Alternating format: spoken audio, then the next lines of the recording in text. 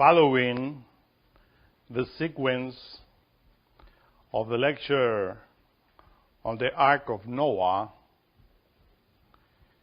we are going today to extend the topic and refer this Ark of Noah with Jonah and the whale and the coming of the Son of Man.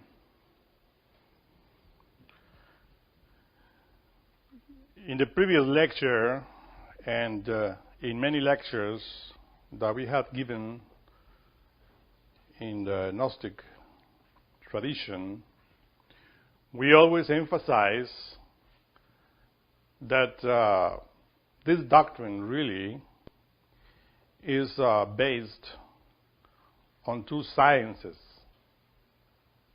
The science of the tree of good and evil and the science of the tree of life.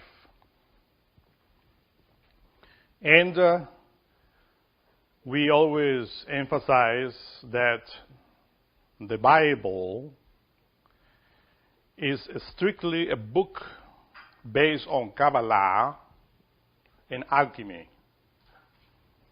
And alchemy is related with the tree of knowledge of good and evil, and Kabbalah with the tree of life.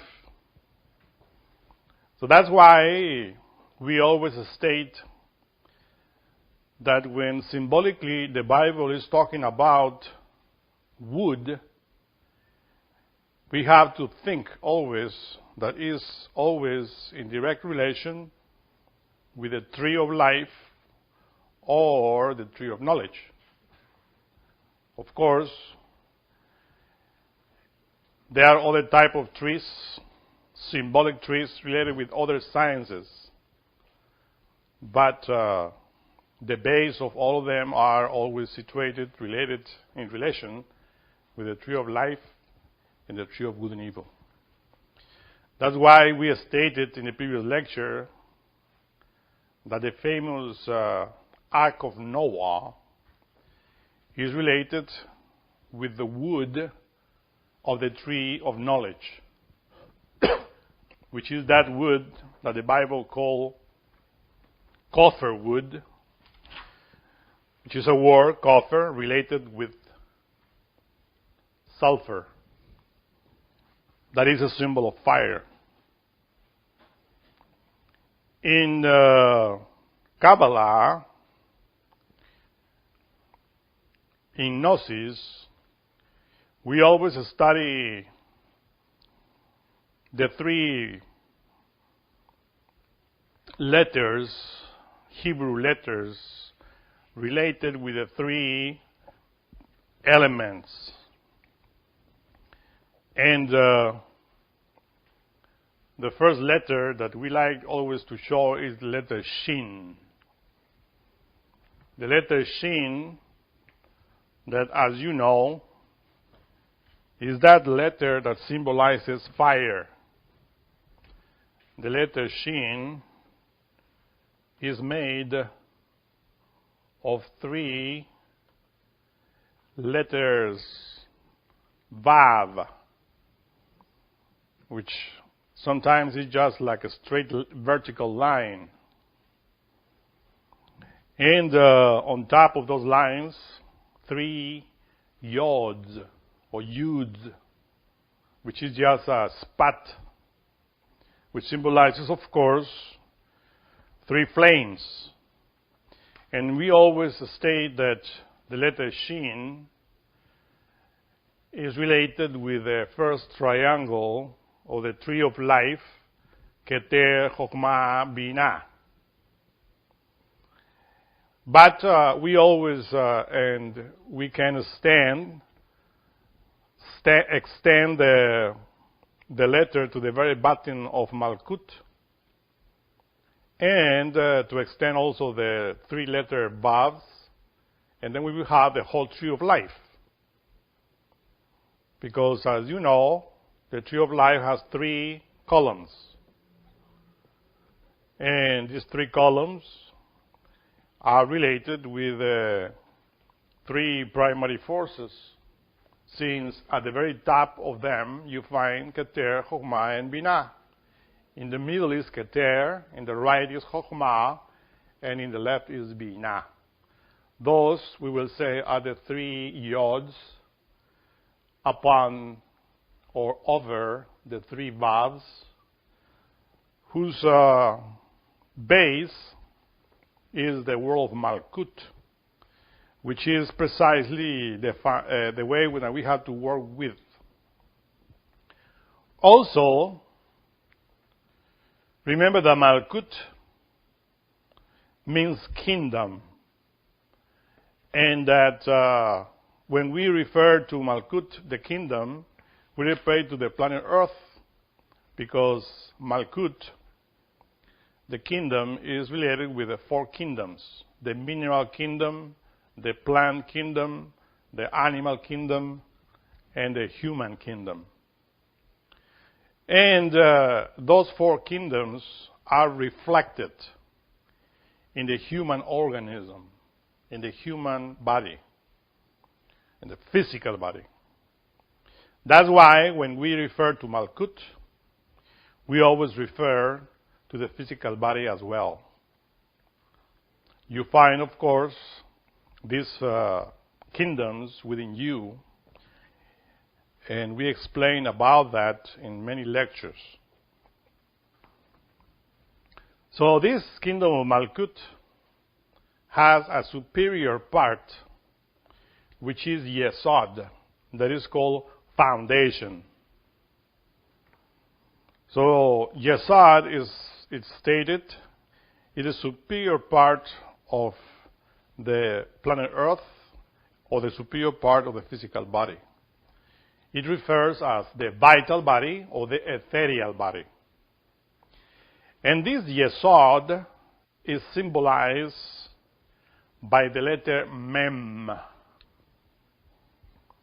The letter Mem, which is the letter with which we say in Hebrew, Maim, which means water.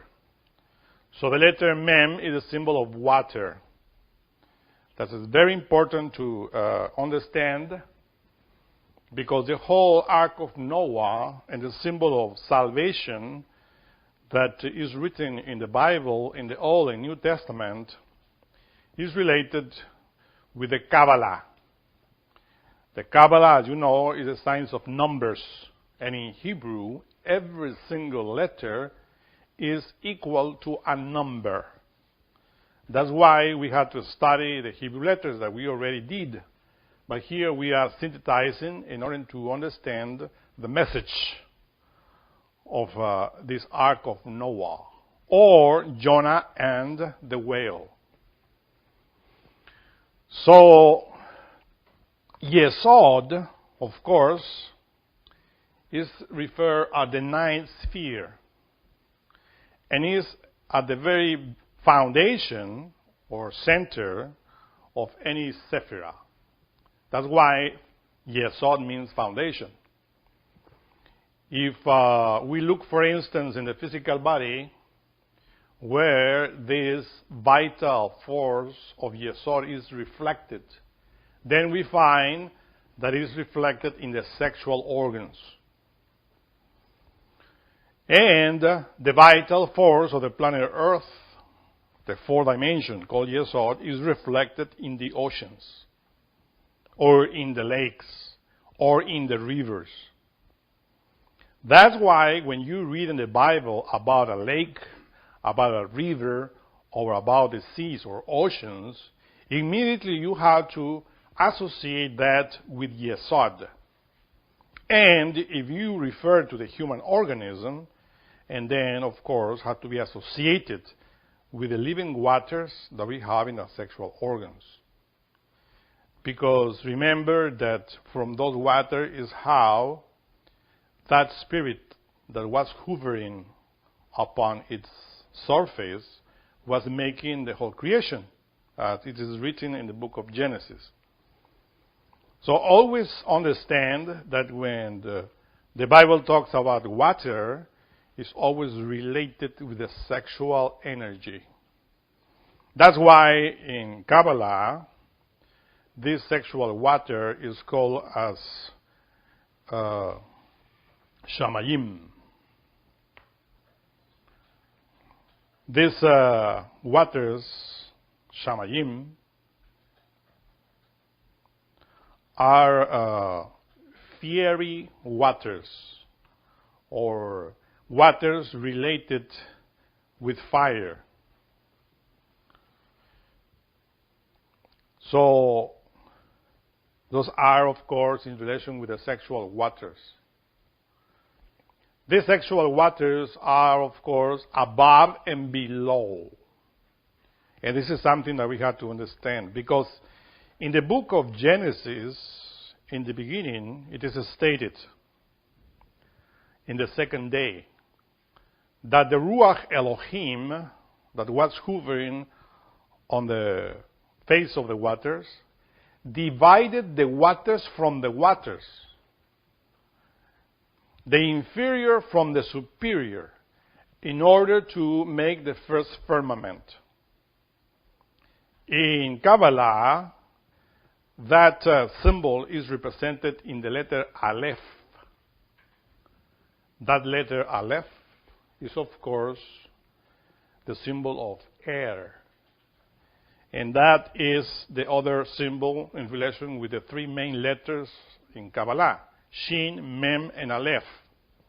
Aleph is air, or is wind, which is, of course, spirit. That's why when we talk about Aleph, wind, or spirit, we refer to those, that Ruach Elohim. Ruach means spirit in Hebrew. Elohim means gods and goddesses. The spirits of the Elohim that was hovering in the beginning in the surface of the waters.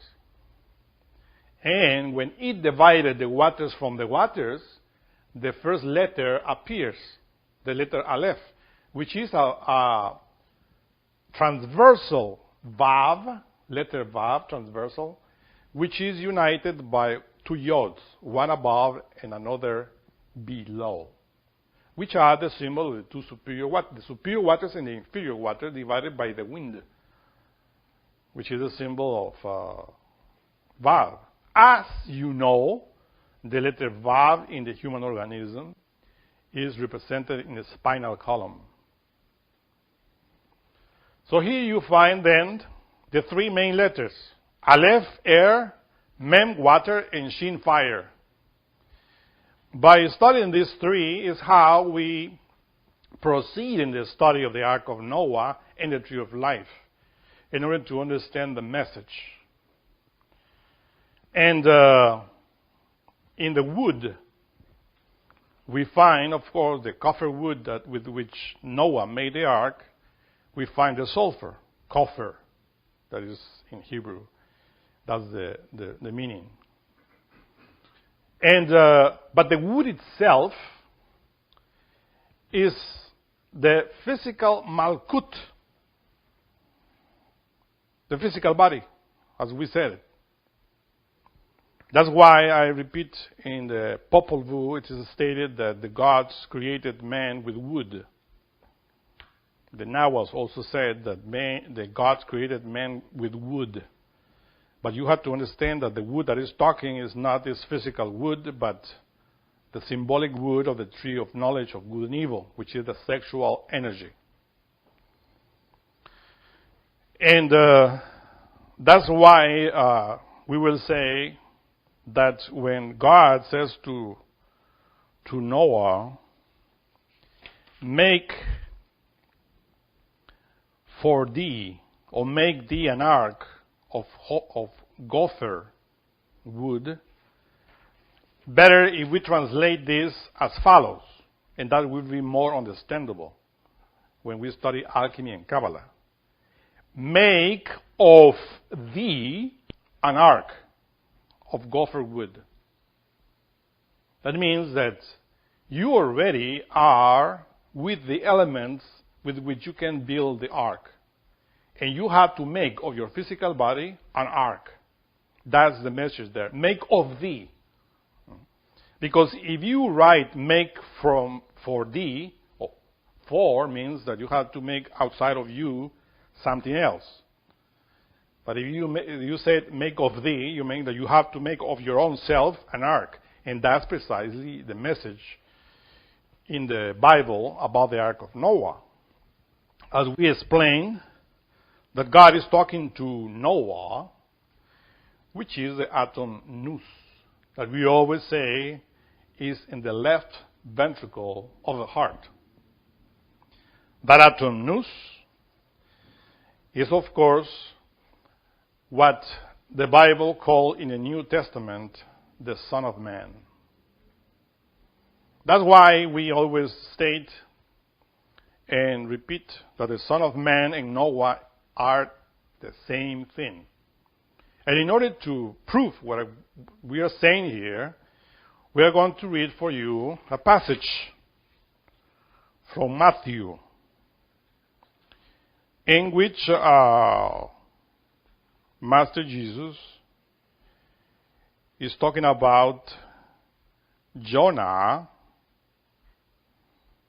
and the Son of Man. Then, it says in Matthew 12, chapter 12, verse 38 to 40. Then certain of the scribes and of the Pharisees answered, saying, Master, we will see a sign from thee. But he answered and said unto them, An evil and adulterous generation seeketh after a sign, and there shall no sign be given to it, but the sign of the prophet Jonah. For as Jonah was 3 days and 3 nights in the whale's belly, so shall the Son of Man be 3 days and 3 nights in the heart of the earth. So here you see how Master Jesus ties Jonah and the Son of Man. So of course, Jonah is a name that we should investigate, because in Hebrew, in order to write the name of the prophet Jonah, you write it with the following letters: Yod and Vav. Io. The letter Yod, as you know, that symbolizes the first triangle, the head, Keter, and the letter Vav that represents the spinal column, in which the Son, the man, is created. Because the true man has, of course, 7 bodies: Chesed, Geburah, Tiferet, Netzah, Hod, Yesod, and Malkut. Malkut, as you know, is the physical body. And within the physical body of the true man, you find that which in Kabbalah is called Seir Anpin. The Seir Anpin is precisely the true man. Seir Anpin. And this is being compound with 6 parts, from Chesed to Yesod, within the ark. And of course, the whole Serampin in Kabbalah is symbolized by the letter Vav, that is united to the letter Yod, which represents Keter. This Keter is the center of gravity of the first triangle, Keter, Chokhmah, and Binah, represented in the letter Shin. So that letter Shin of the three primary forces represented in that Vav and in that Yod, of course, is showing us that the Ser Ampin is that man that manifests the three primary forces of the universe. And these three primary forces of the universe are Keter, Chokhmah, and Binah. The three primary forces that in Christianity are called Father, Son, and Holy Spirit. And that in the Hindu pantheon are represented with the names of Brahma, Vishnu, and Shiva. You find different names representing these three primary forces that in Kabbalah, I repeat, are Keter, Chokhmah, Binah, and are related with the letter Shin, as we are explaining. So here you find, as we explained, that the letter Shin are made by three letter Vavs. The letter Vav in Hebrew, which is just a vertical line, and represent the spinal column. And is a symbol of fire. So that's why in the name, you see there, in the name of the prophet Jonah in Hebrew, you find the first letter, Yod, and the second letter, Vav, because in Hebrew you don't find vowels. So Yod and Vav make the sound Io or Yo, as is translated. And the next letters of the word Jonah is the letter Nun, which is the letter N in Latin. And then the other letter is the letter He.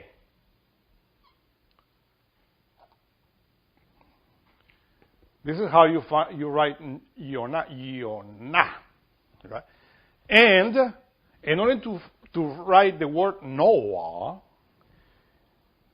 you find that it's written also with the letter Nun and the letter He. It's only two letters for Noah.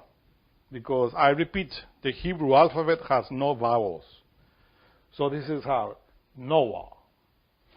So Noah and Jonah are similar in the sense that Jonah is explaining more about the work that we are explaining here.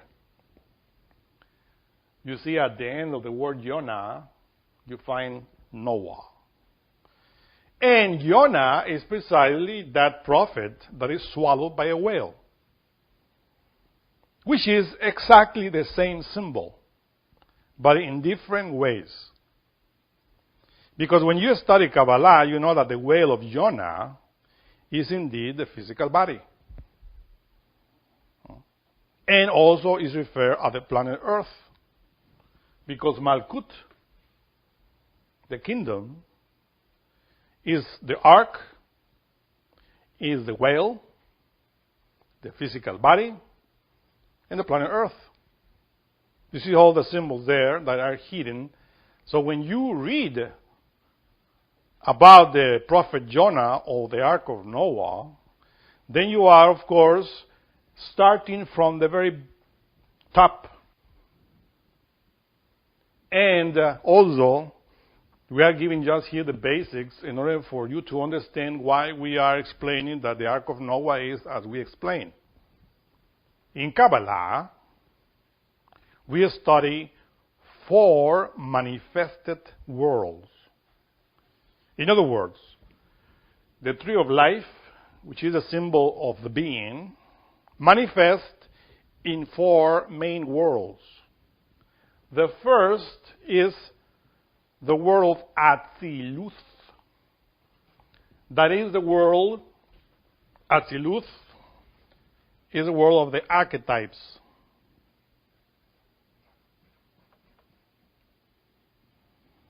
Atziluth, where you find the very essence of God. And we associate that always with Father, Son, and Holy Spirit, the world of the Logos. The second world is the world of Bria. And this world of Bria is in relation with the world of creation. The world of creation, that is a manifestation of Atziluth. The third is the world of Yetzirah. And this is how you find in Kabbalah. Now, the last world among the four is Asia. And here you find precisely the similitude of this word with the word Asia. Asia, the continent of Asia. That's why many writers who do not know anything about Kabbalah, when they find the word in Hebrew, in other words, Asia, they think that they are talking about the continent of Asia. While Asia, according to Kabbalah, is in relation with Malkut. Yetzirah is in relation with this triangle, Netzah, Hod, and Yesod. And Bria is in relation with Chesed, Geburah, Tiferet, and Atziluth, as I said, with Keter, Chokhmah, Binah. So those are the four. Each triangle represents each world. Atziluth, Bria, Yetzirah, and Asia, Malkut. So here you find that when a book of Revelation, for instance, says, go and write to the 7 churches of Asia, it's referring to the planet Earth, Malkut, or the physical body, which could be represented, of course, in any continent. But you don't know Kabbalah, you think that you're talking about 7 churches or temples made of brick that are in Asia. And that's wrong. It's not that. Even though, historical, they were those temples. But this is how the initiates or Kabbalists hide everything in order for only those who have eyes to see to understand, or to have ears to hear to understand. So when you find here then that when you write the holy name of God in Kabbalah, which is written with 4 letters, Yod, He, Vav, He. This is how you write the name of God in Hebrew. Yod, He, Vav, He. The letter He is repeated, which many Bibles translate as Yehovah, or Yehveh, or Yod Hava. Many ways to translate that name. We, in Gnosticism, we like to say Yod Hava. That's the real translation of that name, which in many Bibles are translated as Jehovah. Well, as you see, the holy name of God has 4 letters. And in Kabbalah we said, Yod represents the world of Atziluth. He represents the world of Bria. Vav, the world of Yetzirah. And He again, the world of Asia. So then, the world of Asia Malkut is He. Simple. This is when you are deep in Kabbalah. Because the whole 4 worlds of Kabbalah are based on the holy name of God. Yod, He, Vav, He. And that's why we always say, there is one He above and one He below. And this is how we say it. Because Yod represents the masculine positive energy. And He, the feminine receptive energy of God above. Yin Yang. But below, the Vav represents the man, as we explained, the true man with his bodies inside. And the He again represents Malkut, which is a woman, or the feminine body of the woman, or any feminine aspect in the physical plane is represented by He. Could be a woman, could be your mother, could be the sexual organs, which are feminine, because according to Kabbalah, Adam is the brain, and Eve is the sexual organs. That's why it is written that Chava, Eve, was the creator of the living beings, creator of all this life. We always come from our mother, which is Eve. But also we come from the seed, from the Eve of the sexual organs of our father. And all that is associated, with the symbol of alchemy in order to understand and comprehend what is the Ark of Noah. Because in Noah, you find the letter He at the end. And the letter Nun in the beginning. What is Nun? In the Old Testament, in the Bible, you find there is one prophet that is called Joshua, which means Jesus, the son of Nun. Joshua is that initiate that takes over after Moses dies or disappears. And is written Joshua, the son of Nun, or Jesus, the son of Nun. That is, Nun in Aramaic is for fish. So Nun always represents the fish. And that's why all Christians represented their Messiah as a fish. As you know, that's a symbol of the old Christianity. The ictus, the fish. And, of course, also dolphin was a symbol of Christianity in the beginning. Because the Nun, the fish, represents the seed. Within the Nun is hidden the Messiah, it says in Kabbalah. The Messiah, the heir of the throne of God. And here is precisely another symbol. Messiah is fire, because it means anointed one. The one that is anointed with fire. That is the Messiah. And Nun is the father or mother of the Messiah. And still in Christianity, those women that are in monasteries are called nuns. N-U-N, nuns, a nun. Why? Because a nun is a symbol of that woman that delivers all her sexual energy to Jesus, to the Messiah. But in this case, that nun represents in the sperm, in the ovum. That's why every monk or every nun is in chastity. It means keeping the sexual energy. In order for the heir through the throne to rise in their spinal column.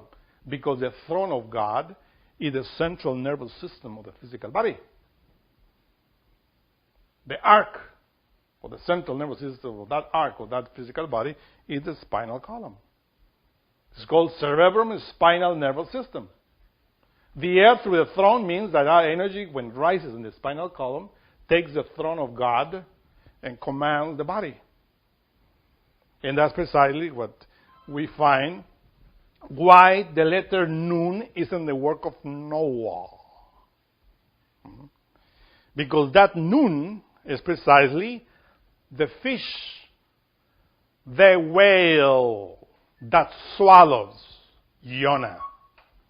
And now you are understanding what is that whale? What is that fish? That was created according to the book of Genesis in the 5th day. The 5th day that is in relation with the Sefer Tifereth, from below above, which is the human soul. So when we say that Jonah was swallowed by the whale, we are saying that Jonah was swallowed by the Nun, that the letter Nun.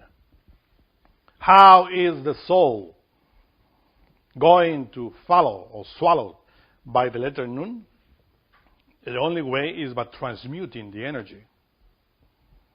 Because the letter nun represents the sperm of the ovum. And that sperm in that ovum is in Malkut, is in the physical body, is in He. As we said, Asia represents the letter He of Yod He Vav He. So we look at He, which is our physical body. Where is our Nun? In the sexual organs. So that is Noah.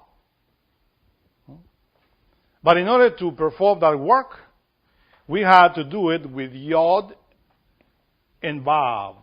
Iona. To be swallowed by the whale means to enter into the ark.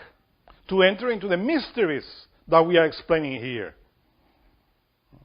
So when Noah entered into the ark, unlike you right now, you are entering into the mysteries of your own body, your own physicality.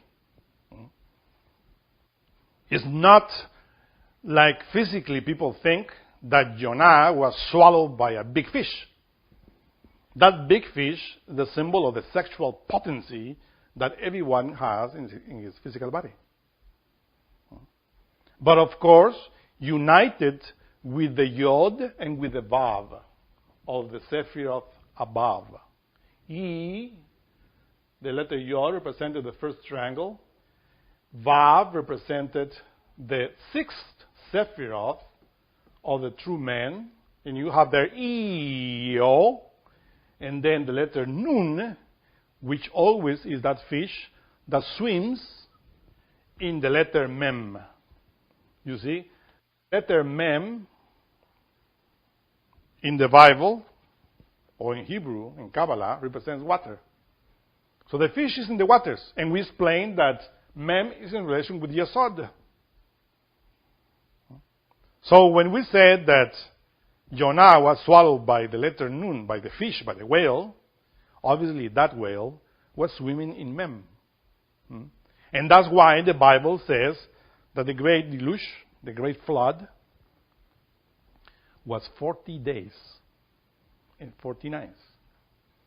Those 40 days, or that number 40, in Kabbalah, when you study the letters, as we said in the beginning, all the letters are associated with numbers. So any Kabbalist, when he sees a letter, sees a number immediately, and associate that with symbols. So the letter Mem is 40. So if we said that Jonah entered into the whale, we are saying that he entered into the letter He, as Eo, the Yod and Vav, working with God. Because Jonah is written was the son of Amittai, which is the truth. That's the word that means the truth. His own truth. My truth. Amittai, my truth. Not yours. Not somebody else's truth. My own truth. That's Amittai. So Jonah was the son of Amittai, meaning that the whole work that we are going to read and study is of your own truth, your own God, your own inner self that you have to develop. You have to unite that to yourself. And then you enter into the whale, or you are swallowed by the whale, or by the ark, which is the same thing. And this is how you understand why Master Jesus says that this evil and adulterous generation, when he says evil and adulterous generation, is referring to those people that are sexually degenerated. Because in the text that is translated, from which is it translated, sometimes it's this fornicator and adulterers, or this whoredom and adulterous generation. Sometimes they're really that evil. But, the translations of the Bible are sometimes done in accordance to the ideology or beliefs of the translator. But here, Jesus says this whoredom and adulterous generation is asking for a sign.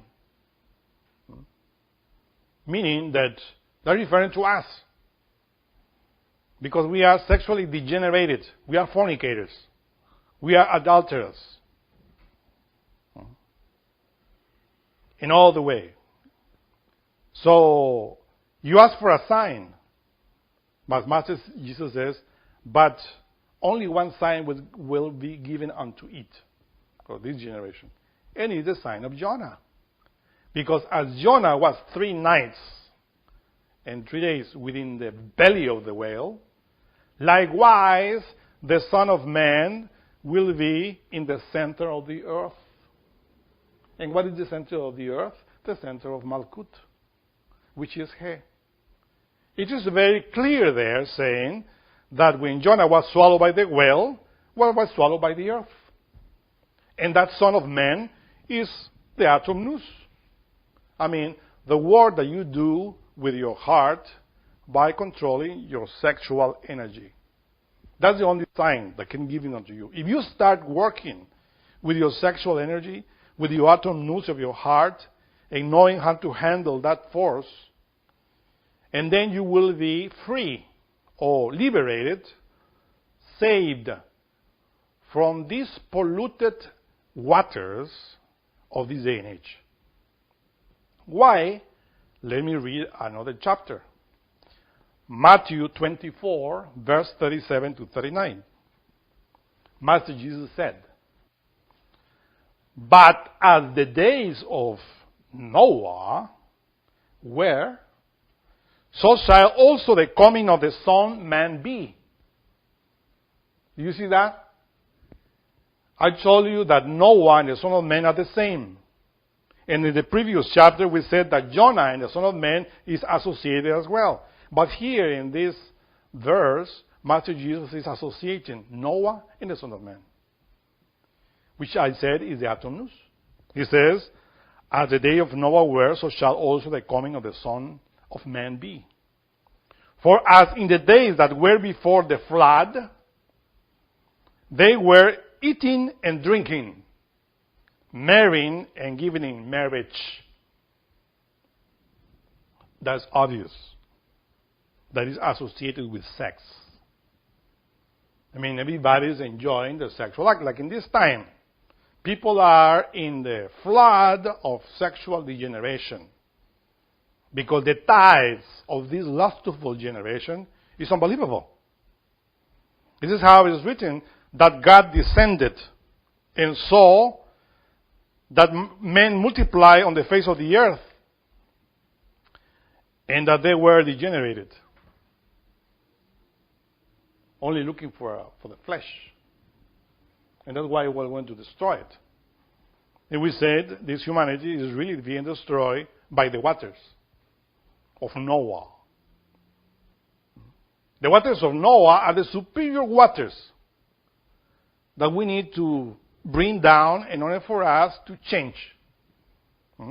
Because Noah is in relation with Tiferet in the heart. You see? The soul in the heart, the atom nous, Noah. You want to bring the waters of Noah into you in order to kill all your defects, vices, and errors. But before you have to be in the ark first. You have to build the ark. Make of thee an ark. And I explained in the previous lecture that is to build the gopher, which is the gopher wood, which is precisely the wood of the tree of good and evil, the tree of knowledge. That's the wood of gopher, which is pure fire, with which you build a generation for you. You build the first son of Noah, which is Ham, which is represented in the left column of the tree of life in the astral body. And then Shem, which is lettered with Netzach, in the right column of the tree of life. And Japhet, which is Tiferet, in the central column. All of them come from Yesod, from Mem, you see. That's the generation of Noah. The three sons, the very foundation of the three columns of the tree of life that you need to build inside. Because the whole ark is the whole tree of life that you have to have within, that you have to build. And that's why it is stated that Noah entered into the ark with his three sons, the wives of his sons, and his wife. But you don't hear any name there. What was the name of the wife of Jonah? What was the name of the wives of Shem, Ham, and Japheth? There's no names. Because the wife represents the sexual creative energy. This means that when nous in the heart is working in you, that nous, that Noah, is doing it with his wife. And that wife is the letter He, the feminine aspect of Malkut, transmuting the Nun, the fish, into energy. That's Noah. And then, this is precisely how Noah is entering with his wife. That means that your atom nous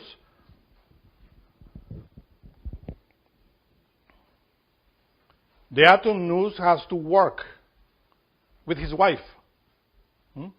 I mean, you can say, oh, I have to work with my heart because in my heart is the Noah and I have to be good, etc. No. You have to work with the wife of Noah.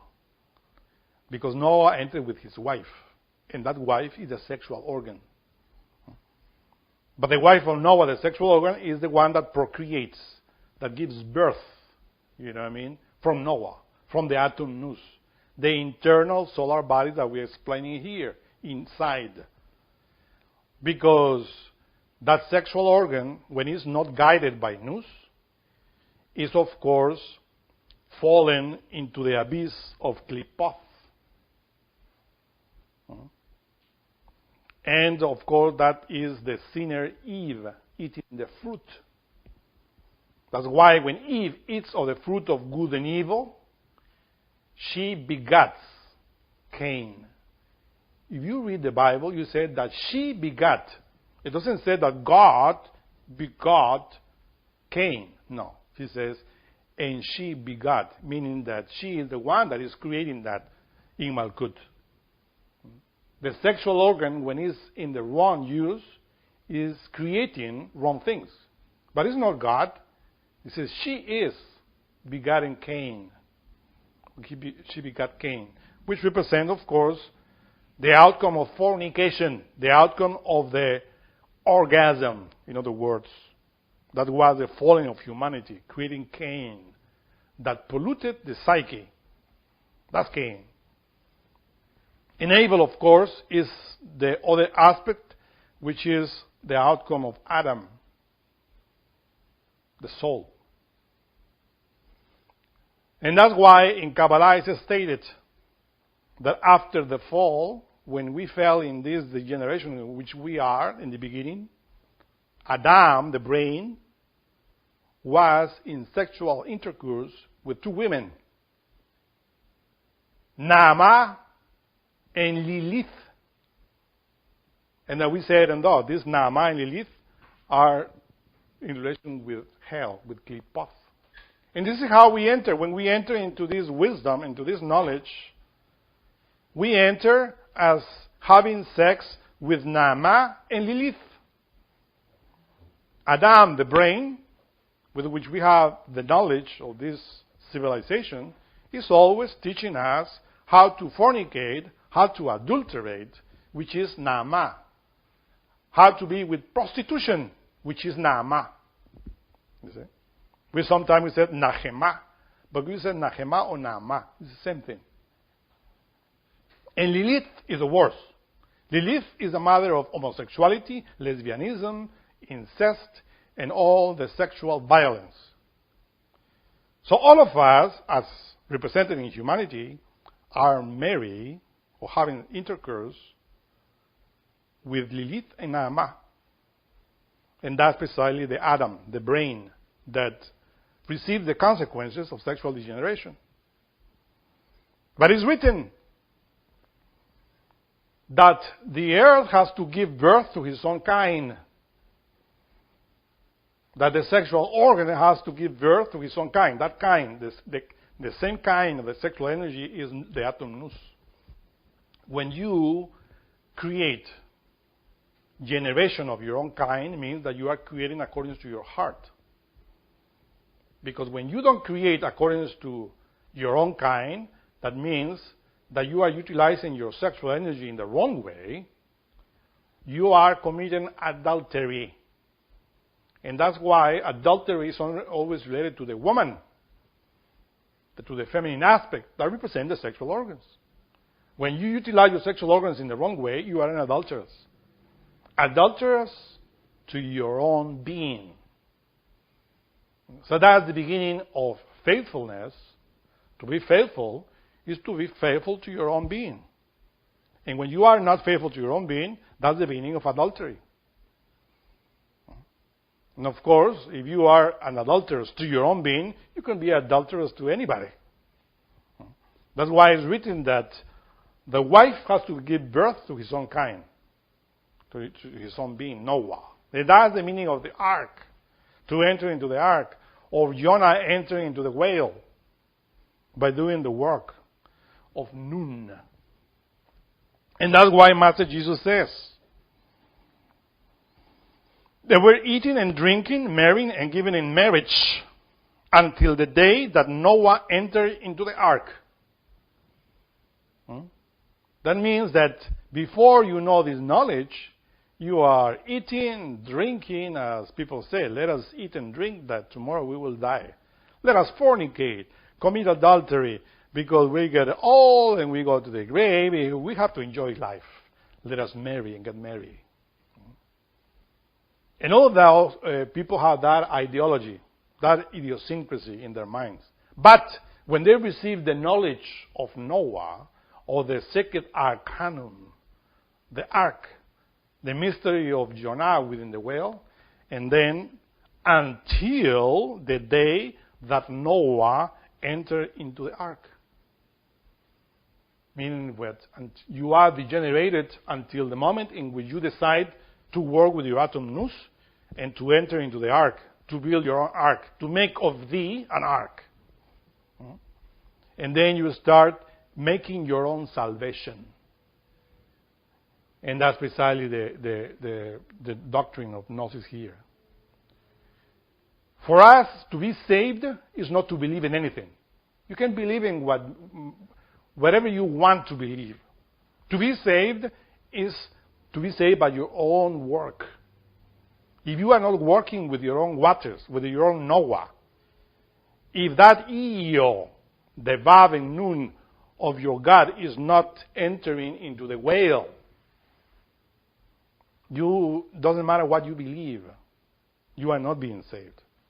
Because this is practical work, alchemical work. To be saved is something in order to open the doors to the Son of Man. Because the Son of Man is the one that helps us. And see how Jesus of Nazareth is associating the Son of Man with Jonah and the Son of Man with Noah. And he says that in the same way that in those days people enter into the ark, the same in this day and age. You have to enter into the mystery of the Ark of Noah and the mystery of Jonah. And this says after, and knew not until the flood came and took them all away.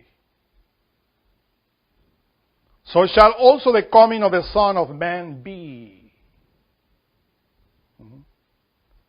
So everybody, of course, the fundamentalists are waiting for the Son of Man to come in the clouds. And they don't know that the clouds is a symbol of mystery. The Son of Man is this science that we are teaching here, the mystery of Kabbalah. This is how you enter into the mysteries and know how to work with your nous, with your Jonah within you, with your Noah, in order to make of thee an ark, and to be saved of this sexual degeneration. Not the sexual degeneration that you see outside, because people always point outside. No, it's the sexual degeneration when you are.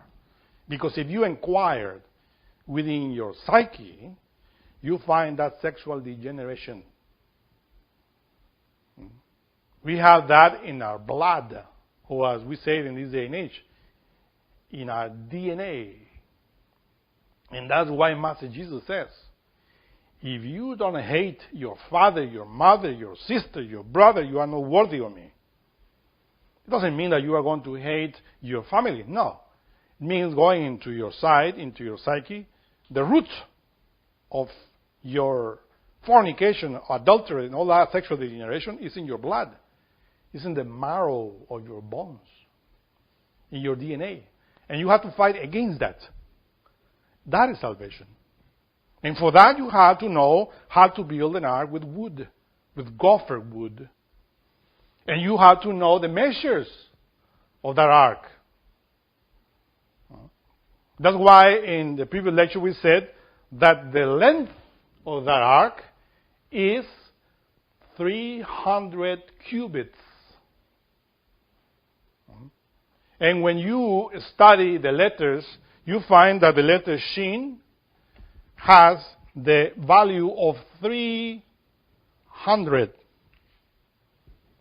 You said, oh, has to have the length of 300? Well, you're talking to me about the letter Shin, fire. And the fire, the flame of fire extends from Malkut to Keter. Those are the three flames, the three columns, which could be represented also in the caduceus of Mercury. The caduceus of Mercury, you find three serpents. Somehow, in this day and age, with time, people change the serpent of the middle, which is the Kundalini, with a caduceus, with a spine, with a tube. But in the beginning, that caduceus had three serpents, the one in the middle and two entwined among the one in the middle. And the top of the caduceus was the brain, of course. And that is a representation of Ida and Pingala of Hinduism, which are entwined among the first serpent in the middle. That serpent that is in the middle is that serpent that healed the Israelites in the wilderness. The serpent that Moses was teaching them to worship. It's a serpentine fire that rises in the spinal column. And Ida Pingala, or as we say in Taoism, yin-yang, the two polarities that awake the center and that make the letter Shin. The letter Shin, of course, is all the length from Malkut to Keter. You see, that's the length of the ark. And of course, it's associated not only with that, but the three factors of the revolution of the consciousness, which Jesus says, whosoever wants to come after me, deny himself. That's to work, of course.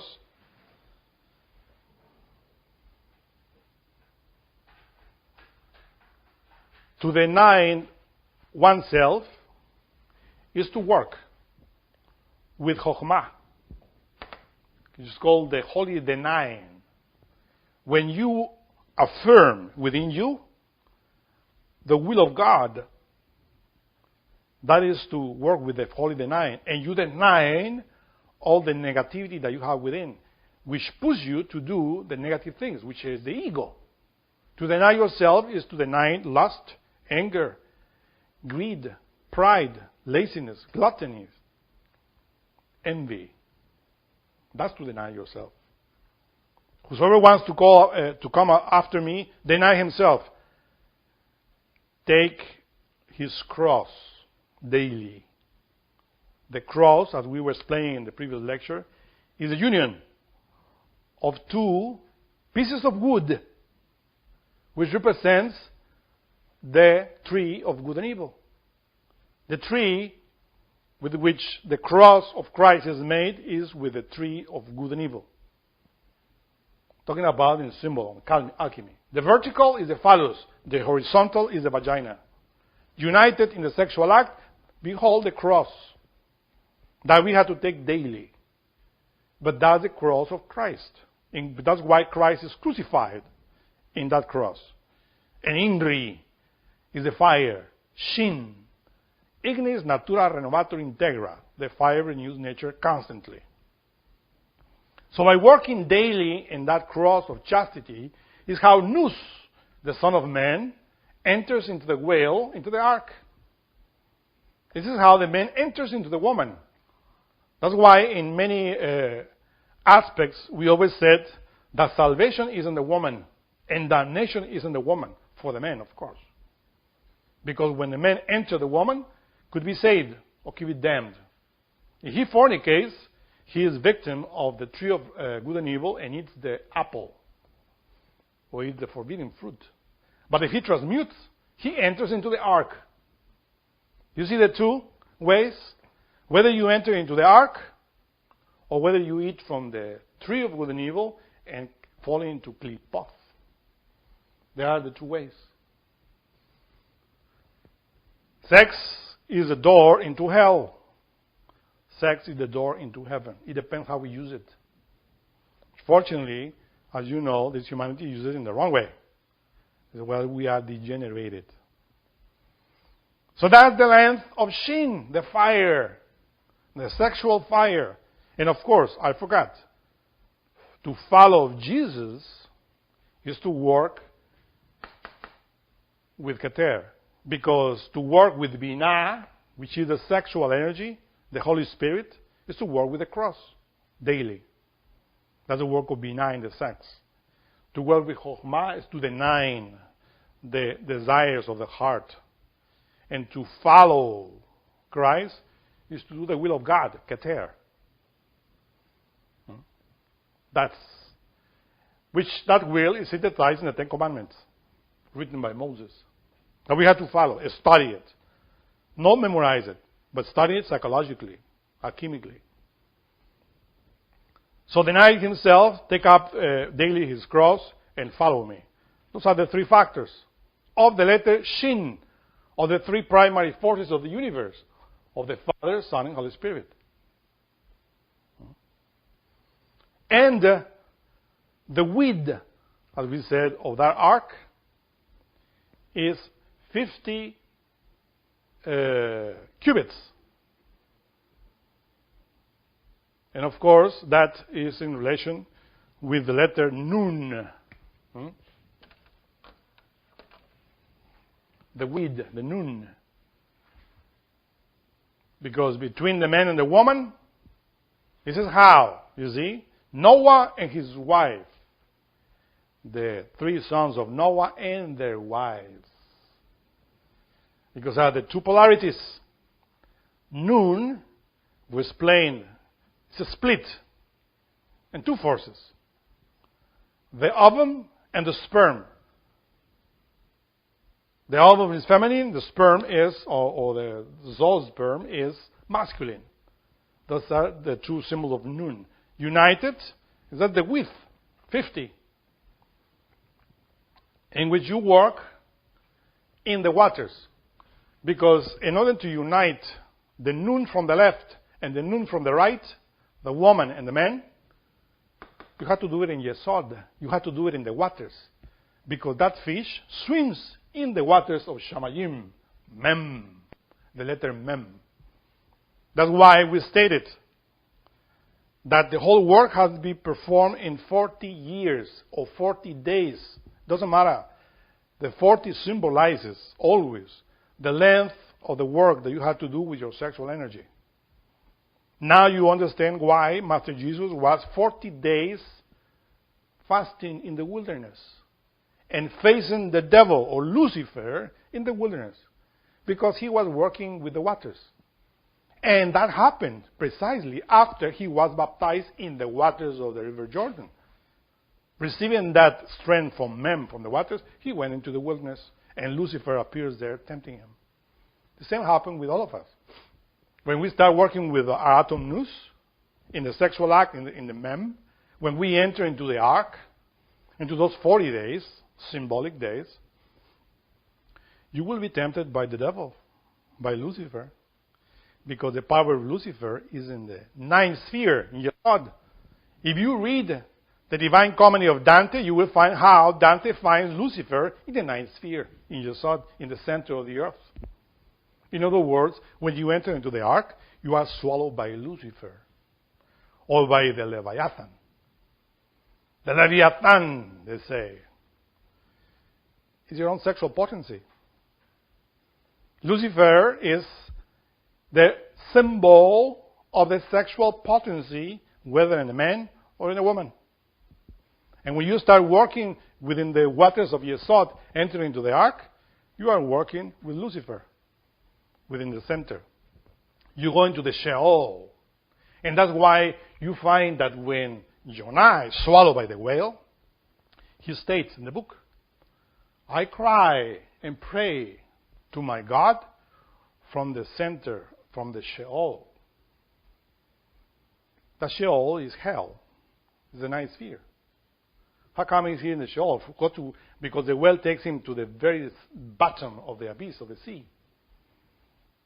You see how beautiful is the Bible? How beautiful is written. The whale is Nun, the sea is Mem, and Io are the two polarities, man and woman, in the ark. So when the sons of Noah and Noah are entering into the ark, they are there with their wives. That means that you have to be in chastity. That sexual energy has to be risen, not only in the physical body, but in the astral body, in the mental body, and in the causal body. All those wives, all those sexual forces of these three bodies have to rise up into the spinal column. Because there are many fallen angels, as is written in the book of Genesis, that the children of God fell in love with women, and they fell into sin. This is how it's written. But when we enter into the ark, we don't have to do what the children of God did in the past. The children of God are those that build inside the three bodies, Shem, Ham, and Japheth. And that's why you find also that when Noah is coming out of the flood after doing all the alchemical work that is in symbols written in the Bible, it said that he became embriagated or inebriated with wine. He planted a vine of grapes and made a wine and drank it and became drunk. What is that? Here we enter another symbol. The wine of the transubstantiation is represented or symbol of the sexual alchemy or the transmutation. If you are not careful with your higher work, when you come out of the ark, or when Jonah is vomited by the whale, you see how Jonah was displeased with himself? And it says in the Bible that he was angry. Same happened with Noah. He get inebriated and displeased, of course. That means something psychological. But that desire that is hidden still there within Noah or within the superior resurrected man is always associated with desire. And desire in Sanskrit is kamarupa, body of desire, related with Hod, with the astral body, which is the youngest son of Noah, which is Ham. That's the solar body. But if you are not careful of your behavior, that Ham can create through desire, if you don't control that emotional center, can create Canaan. And that Canaan precisely is the symbol of the serpent. the serpent of desire that was tempting Eve in the garden. The tempting serpent of Eden is Canaan or Esau. They have many symbols. It's in relation with your own body, with your own development. So that's why when Noah is drunk, Ham sees it. In other words, it's the astral body, the body of desire that says, oh, ha! So I am now controlling my own father. Noah, in other words, is getting castrated spiritually. His own sexual force is not rising but descending. That's called castration from the spirit. And because of that, is descending through Ham, the body of desires, and creating Canaan. And that's why when the two other sons of Noah are protecting and awaking the father, or the atom nous, and realizes what happened, he damned Canaan, the son of Ham, because he's already in him. He's alive. He says, damned be Canaan, the son of Ham. But this is a creation because of you lose your watch. You lose your observation, your attentiveness, and you are creating desire again. And that's why Canaan is precisely in the Bible related with all of those individuals that are slaves of desire. But Canaan is a symbol of the serpent, the tempting serpent of Eden in us. That Canaan is the ego within us. That Canaan was born in those children of God that were identified with the children of the daughters of men at that time. This is how the serpent works in you, of sexual energy, desire or chastity. And that's why you find there why the miracle of transmutation of the water of Mem into the wine of the Spirit was made by Master Jesus and the weddings of Canaan. Because that miracle is always happening in us. We are the children of Canaan, children of desire. Unfortunately, because we don't control the emotional center, the center of desire. But Jesus, the atom nous, which is in the left ventricle of the heart, starts making that transmutation, that transformation with your heart in the Ark of Noah, in the belly of the whale, that atom nous, that Jonah, transmuting the water of Mem into wine of the Spirit. That's the miracle of Jesus. Same symbol, hidden there in Canaan. Because we are fornicators, we are adulterers. We need that miracle. That's the beginning, as the Master Jesus said, the beginning of the entering into salvation. To transmute the waters into wine. But it's inside. It's not outside. Jesus didn't make miracles just for fun. Every single step and action that Master Jesus did and is written in the Gospels symbolizes something that we have to perform internally. And this is why we have to understand. Not to believe in it. You can believe it or not believe it. It doesn't matter. If you don't do it in yourself, it's worthless. You have to do it. And that's what counts. Mem, Shin, and Aleph. And that's why it is written that the Bible says you have to make a window, you see, on top of your ark of 1 cubit. That's the measure of the window. 1 cubit. Well, when you say 1 cubit, well, number 1. What is number 1? Aleph is the number 1. The wind, the spirit, represented by Keter. That Aleph, of course, is the symbol of the wind, of the chakra of the clairvoyance.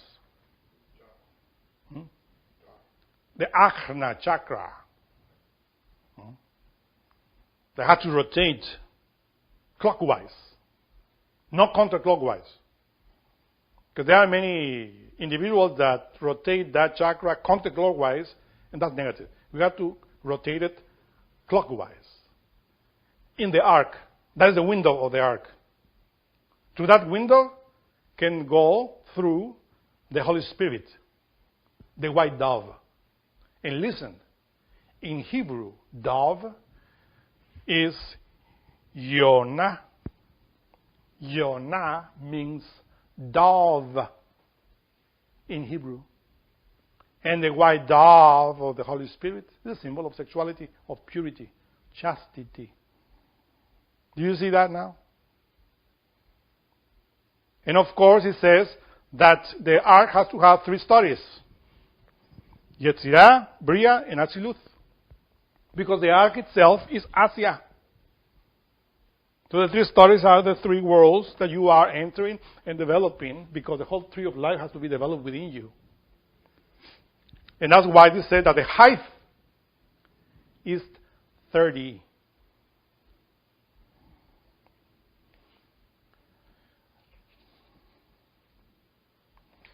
This 30 cubits, which are pushing us to study the letter Lamed, which is the letter L among the Hebrews. This is how you find the letter Lamed in Hebrew. Meter by a Vav, a Kaf, going down into the abyss. Lamed is a symbol in which the letter Lamed, symbol of knowledge, that you understand the knowledge with your heart. Means that the atom nous in the heart is receiving. You see? Let me do it here. The letter Nun is receiving here in the heart.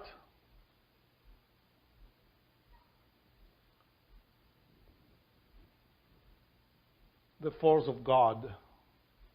And down. Kaf is another letter that symbolizes the way in which Adam is receiving the strength from the heart.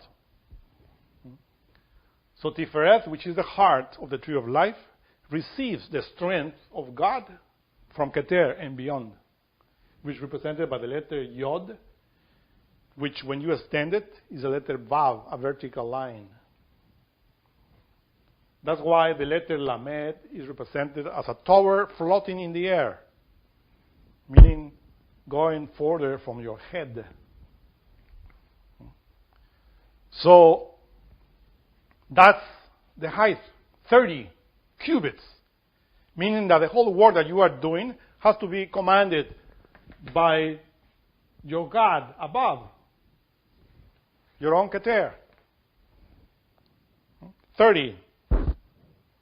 It's not a work that you want to do just by yourself. You have to be always remembering God, remembering Keter, the Father who is in heaven, because every one of us has his own individual, particular Keter, his own Father. That's why Master Jesus says, when you pray, pray like this. Our Father who art in heaven, hallowed be thy name. Thy kingdom come, thy will be done on earth as it is in heaven. All of that prayer is in relation with the word that we are explaining here. So from that Vav, from above, and the letter Lamed, comes the strength of God into your heart. First, passes through your brain and going to your heart, transforming your mind into a sensitive, intuitive, abstract mind. That's the height. Because only God can give you the stature, the height that you need to acquire. And that's the height of the ark. And when you acquire all of that, you enter into the ark and you work with the 10 Sephiroth. Always in Malkut.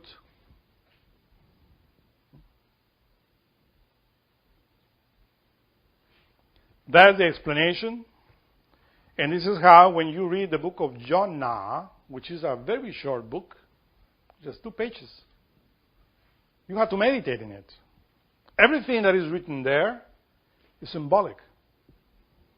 When he said that Jonah entered into the ship, that ship is the physical body. It's the ark. It's very clear there. That Jonah says, do this, go to Nineveh. And he says, no, I'm going to Nineveh. He goes into a ship and goes to Tarsus. That ship is the physical body. The same thing. You, as a soul, receives commandments from your monad above and says, my son, you are my soul. Go into Nineveh and pray. Do the work. And when you enter into Malkut, you forgot about that. You do your own will. Your own ship. The ship symbolizes, that boat symbolizes your physical body and the life, the waters of life, and you are there and wandering. But Jonah is there. That's why he said that Jonah entered into the very bottom of that ship. But then after that, he's swallowed by another whale, which is a symbol of the same Malkut. So we are now, we will say, in a boat. But that should be the Ark of Noah, but it depends on us. You have to transform into a whale. It depends on us. It not depends on what you believe. It depends on what you do. Your actions. Sexually speaking, intuitively speaking. You got to work with your 3 brains. The intellectual brain, the emotional brain, and the motor, instinctual, sexual brain. Those are the 3 brains with which you have to work in order to enter into the ark. How you do it. And how you work with the letter Lamed. You see, the whole Ark of Noah, of Jonah within the whale, is associated with the Son of Man. This is how the days of the Son of Man will be, as is written in the Bible. As Noah and as Jonah. That's a symbol. 3 days and 3 nights. This is a symbol of the whole work that we have to do. That you will find, of course, explained in other lectures, because if we start explaining the 3 days and 3 nights, I will give another lecture that will take maybe another couple of hours. So now you can ask questions in order to extend more about this lecture. What was the symbol for the animals that brought into the ark? Two of each, I guess, was the... As we said in the previous lecture, what the symbol is the question about the animals that enter in couples, 2 and 2 and 7 and 7. We said that when they are referring to 2 and 2, they are referring, of course, to the 2 polarities, men and woman, feminine and masculine, united in mem. When you enter in the sexual act, you are starting to transmute your impurities. You transform lust into chastity, pride into humbleness, humility, greed into philanthropy. And all the defects, all those vices which are impure, have to be transformed. Those are the animals that we have within that we have to transform. And they have to enter into the ark, because we have to extract from them, alchemically speaking, those positive values, knowledge. And the animals which are pure, which enter 7 and 7, are the superior aspects from Malkut above, because I told you that the true human being has 7 bodies. Physical, vital, astral, mental, causal, beautic, and atmic, or spiritual. Those values have to enter as well, because the whole tree of life had to enter into the ark, into the physical body, in order to make of that physical body a human being, a resurrected master, a reincarnated master, a prophet, in other words. And you want to be a prophet? You want to be a saint? Well, you need to extract those positive values from your monad, which are 7 aspects, which are in relation with the 7 churches, which are in Asia, which are the 7 chakras that you have to develop, and to place there the 7. 7 and 7, because 7 represents the positive aspect of the man, and 7 represent the positive aspects of the woman in the ark. This is how you enter. 2 and 2 from the impurities below, and 7 and 7 from the purities above. Do you have another question? I have two questions. One of the questions I have is on the language. For a while I've been noticing some of the letters, because I've been studying Hebrew, and the Hebrew that you have is a little different from the one that I've studied. This is, to me, is you said that in Hebrew there are no vowels. And what I know in Hebrew, the vowels is included, like the I and the I, and but that's what you're saying. But you had there's no U sound and E and O like that sort of. Yeah, I understand. You are. The question is that the listener is saying that I said that there is no vowels in Hebrew, and that he says that according to his studies, there are vowels represented by dots and lines. And I agree, this is it. But when I said that, I'm referring to the old Hebrew, because those lines and spots or dots were added after in order for the people to read it, how to know, right? Because before, when you read the originals from the scriptures, you don't find any lines, any spots, only the letters. And that's why the translators, although sometimes they don't know what they're reading, sometimes they can make other words and then trying to find what. But, for instance, a transversal line beneath the letter sounds A. Right? The 3 dots, E. The letter, the dot in front of the letter is U. Right? In the bottom, 1 dot is O. No, above is O. And in the bottom is E. You see, it's the contrary, because when we said E and the letter I, we put the dot above, but in Hebrew it's below. And above is O. So that's why the letter Vav, for instance, which is the V, letter V, right, in English, it's used for vowels. If you put the dot on the very belly of that Vav, is U. If you put it in the bottom, is E. You put it on top, is O. In the letter He, for instance, when it's a line like that in the very bottom, is A sound. Sometimes it sounds A, no Wa. You know what I mean? And this is precisely the point. Now, of course, thanks to those dots and lines, you can read or to know the sound of the word. But even though, of course, I am not saying that my pronunciation of Hebrew is perfect, because it's not. But at least I do the effort. Beseder? Another question?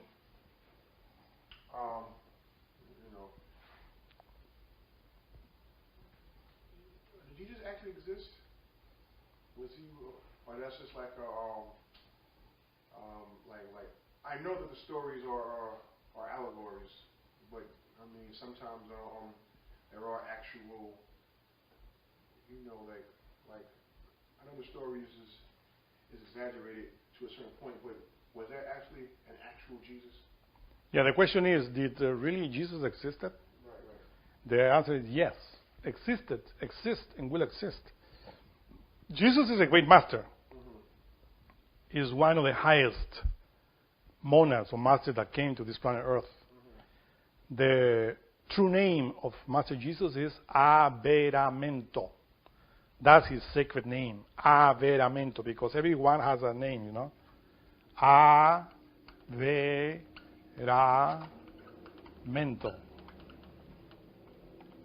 Averamento. What does that mean? Well, that's the name of his name, right?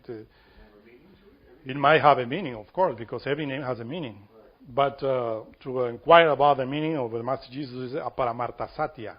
What is Aparamarta Satya? It's an inhabitant of the Absolute, an inhabitant of Ein. He came from Ein to Malkut to teach us. You see that? So he is a great being. Of course, When he was born 2,000 years ago, he was baptized with the name Jesus, Yeshua, which means Savior, because he was going to bring the knowledge that was exclusive only for the Jews. He was going to give that knowledge for everybody. That was his mission. Not only to the Jews, but to everybody. Because the Jews, or the Hebrews in other words, were receiving different masters, monads, in different epochs, preparing the doctrine for the whole humanity.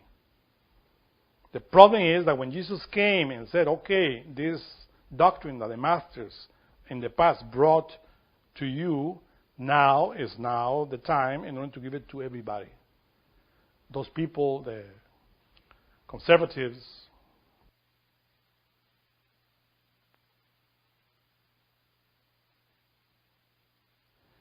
but Jesus kept his message and brought the knowledge to the Gentiles, means the Aryans, because Arya means Gentile in Sanskrit.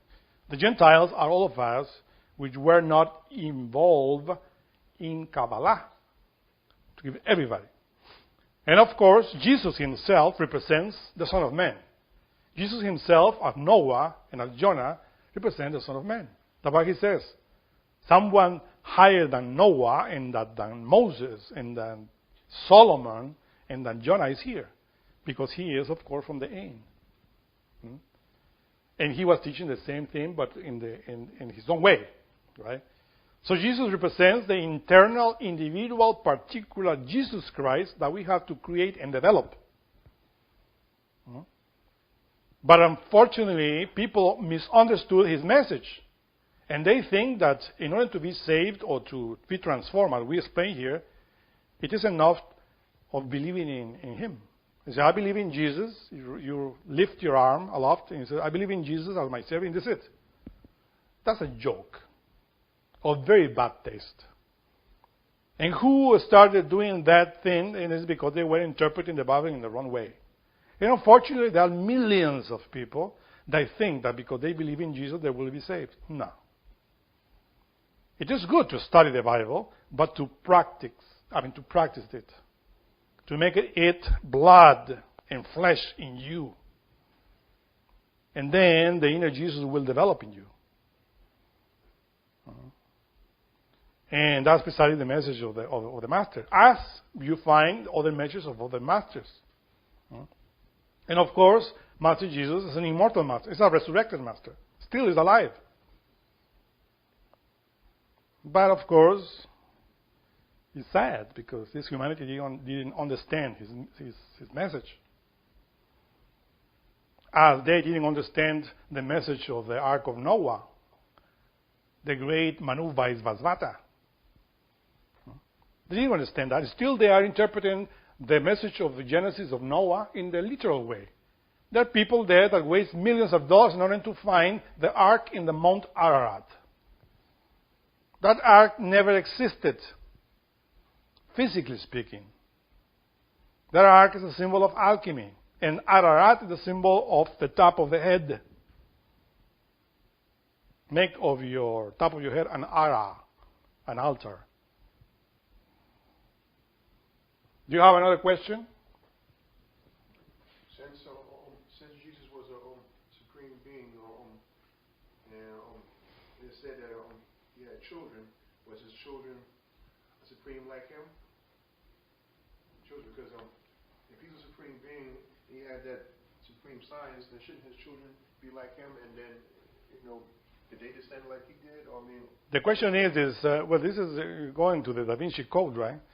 They said that the children of the royal blood of Jesus are now, etc. Listen, the royal blood of Jesus is the royal blood of Noah, the royal blood of Noah. When you transmute your sexual energy, that's the royal blood. You enrich your blood with solar forces. And the child that is going to be born in you is the Son of Man. That child, of course, will be equal to Jesus inside, according to your own level. That's the true genealogy of Jesus, internally speaking. In the physical world, who knows? He was a man also, and he could have children. But that is irrelevant. In this physical world, at the end, everybody dies and go to the grave. So what's the big deal about that? So that was symbolic. The Yeah, the children of Noah is a symbol, Right. right? And you find that Jesus had brothers. This is a symbol. Right. His own mother is a symbol. But she existed. Right. She took the symbol of that in order to deliver the knowledge. Problem is that people think that Mary, the mother of Jesus, is the only Mary in the world. No, there are many Marys in heaven, virgins. In the Incas, for instance, in South America, they had 10,000 virgins as a symbol in their pantheon. So everything is symbolic. And that's why we have to know how to read the Bible. If we read it literally, we fall into mistakes. Like Darwin. Darwin never understood Genesis, so therefore he created his own Bible, his own beliefs. And he says, oh, the man comes from the ape. And there are many that follow that dogma. But they call themselves scientists. But they are also fanatics of the dogma of evolution, because it's a dogma. Never you find a monkey that became a man. So anyhow, thank you very much. There's no more questions, and enjoy your weekend.